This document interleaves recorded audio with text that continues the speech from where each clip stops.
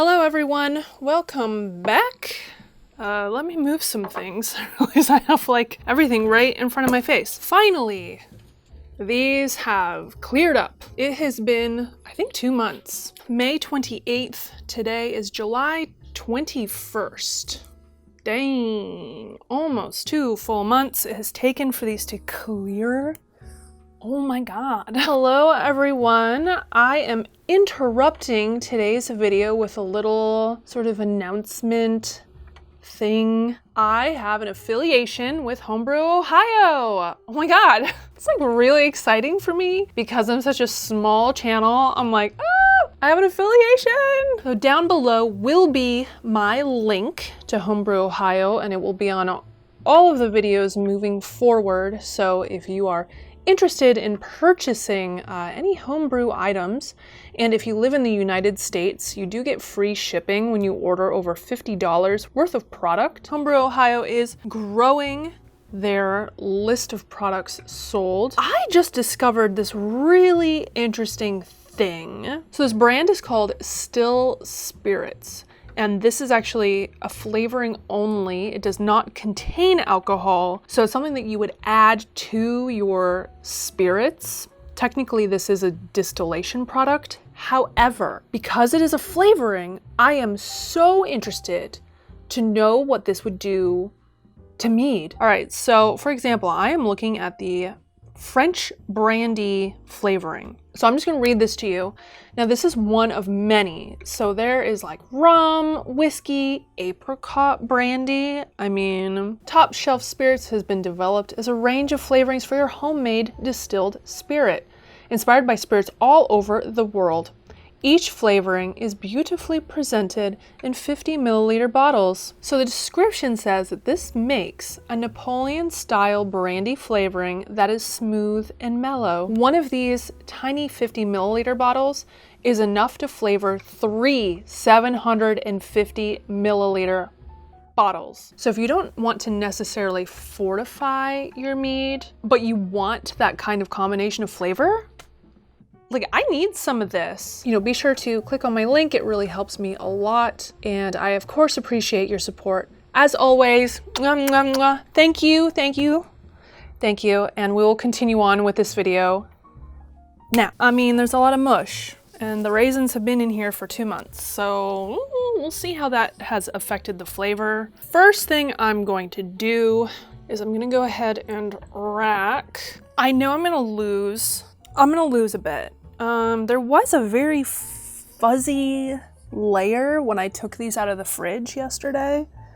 I don't see so much of that now. I'm gonna start with spring flower, since that was the one that I wanted on this channel to begin with, not the dandelion necessarily. I know I'm always just racking in my lap, but I don't really have anything to put it on. And my table space is very limited, so sorry. I know you like never see this part. Oh, there's kind of a fluffy layer. Oh, some of it went to the top, I think. Okay, I think I lifted off just in time to skip the schmutz, as I like to call it. The schmutz. All right, beautiful. Oh. Yay, now the fun part. I'm gonna taste it. I do have some clover honey here because that is what I used to brew with. I'm gonna take a gravity reading. I mean, clearly this is gonna be really dry. I didn't back sweeten it. I'm going to, obviously, or do I? Oh wait, rack, add raisins and honey.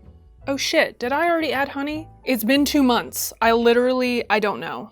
Okay, well, I'll take a gravity reading. 1.025 is where I left it. That's right, I did back sweeten. Well, it's the same. It's 2.6 now, I would say. So I'm just gonna put this off to the side then.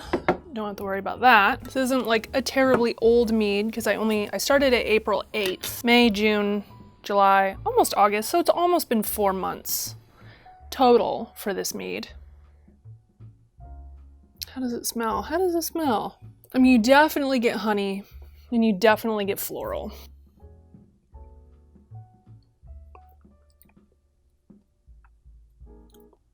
Wow. That is pleasant. That's really good. I'm kind of shook right now. I think because so often before I started stabilizing, I ended up with very dry meads. Like I just couldn't, honestly, it's pretty difficult making sure you're maxing out your yeast so that you can successfully back sweeten. I didn't put enough honey in, you know, at the end or whatever, because this is sweet, but it's not over the top. It's not like sickly sweet. I am very surprised at how good this is. Oh, plus I left those raisins in for like 2 months, so I think the golden raisins, I think I'm kind of picking up on a little bit. So my plan for today was to just rack into these giant ones, but I think I'm gonna mix it up.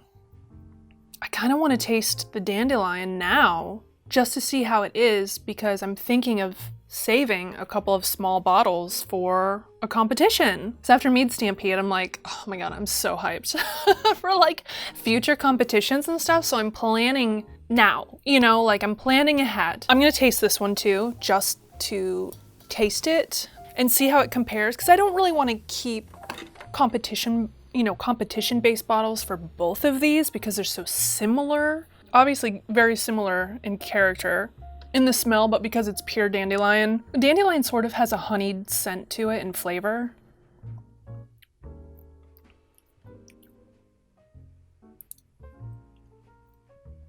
This has like a totally different flavor compared to that one. Hold up. I need more. I don't want to disturb it too much since I have to rack it. There's a very like cookie-like flavor. It's the only thing I can think to describe it is cookie-like. And I know this one is a little bit sweeter than this one. While the spring flower, I back sweetened to 1.02526. This was at 1.030. It's probably a little bit higher now because of the raisins just chilling in there for so long. Shit, this is a hard decision. They are very different. I think I'm gonna make the dandelion the competition mead. So I learned through Mead Stampede, and this is for all of you who may not have competed before, like me. I had never entered a mead competition. I had no idea what I was getting myself into. The smallest bottles, and I don't know if this goes for all competitions, is 6.3 ounces. You know what, I'm gonna look up the Mazer cup and see. So if you have bottles smaller than 10 ounces, which these are 6.3, then you need to send 4. Yeah, maybe I will fill 5 in there. I think 4 will be okay because usually it's 3 bottles. So I'm going to bottle. I got some tips on corking from one of y'all, so steep your corks. Your sanitizer. Oh yeah, getting them wet does work real good. Oh shit. Thanks for the tip. That is dope as heck, Aroni baloney. I love that. Love to see it. Okay, another one. Alrighty. Well, I've been sitting here for like a half an hour now filming, and y'all aren't gonna see nearly as much as as much time spent here, clearly. Okay, so I've got 1, 2, 3, 4 450 milliliter bottles. I've got 2 375 milliliter bottles and 2 of these little 6.3 ounce, what is that in milliliter? 187 milliliters. Ooh da lolly. You know, I just don't know how to like visually judge the volume.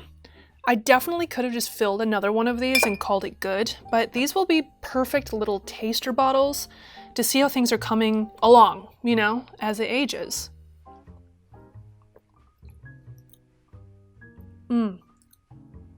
That is honestly so pleasant.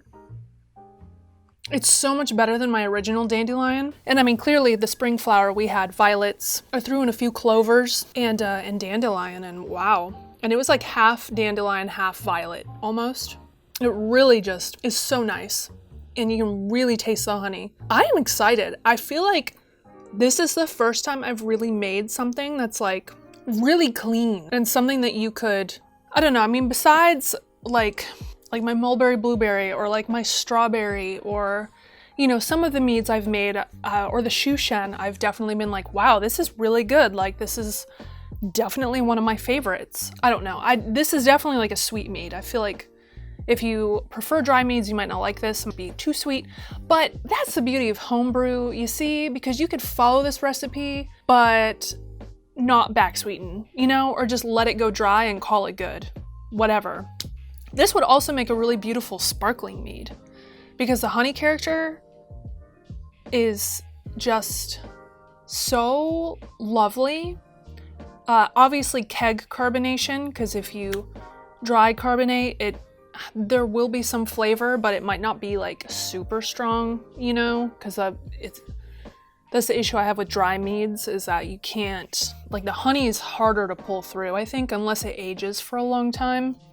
Or if you have like, I mean, I guess if you have a really low ABV, the honey could come through, but man, I want a keg.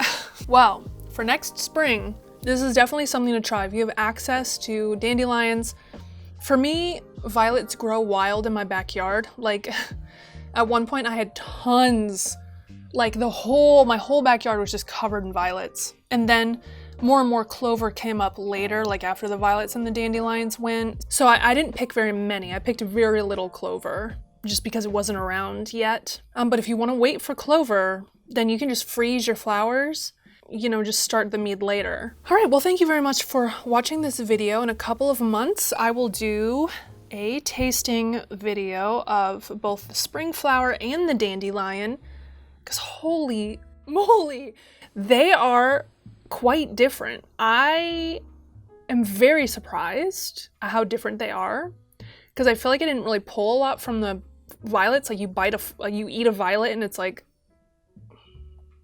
it just doesn't taste like anything. And in the beginning, this had more of like a green type flavor to it, I think. And that greenness is gone. Now it's floral. Like, it's just this really nice floral flavor and scent. All right, well, thank you so much for watching. I appreciate you. Stay tuned for that tasting video. Keep an eye out. Subscribe, please. I would appreciate that very, very much. Thank you, thank you.